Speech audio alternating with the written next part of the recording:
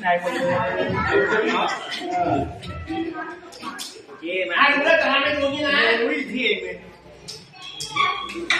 ทำมาบอกแล้วทำตามเลยนะคะทำตามนี้ลูกอย่าเราพูดตามกันด้วยนะครับเยาวชนวัยใส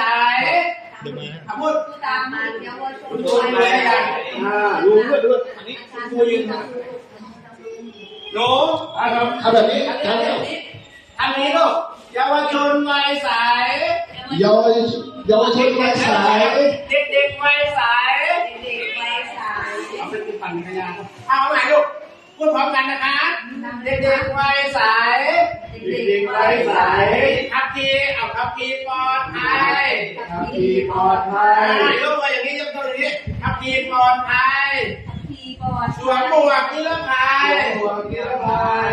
เอามือเธอเป็นหัวไหมมือเธอเป็นหัวไหมตัวหมวกนิรภัยตัวหมวกนิรภัยใส่ใจวินัยจราจรแล้วก็ทำแบบตำรวจแบบนี้นะโอเค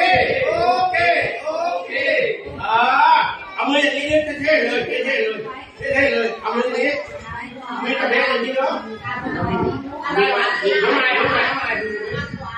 เอาใหม่พร้อมกันลูกเอาใหม่พร้อมกันสายเด็กวัยใส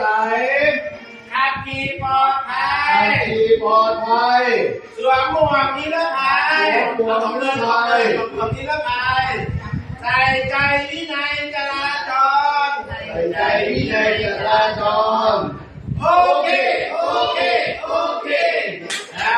ขอบคุณ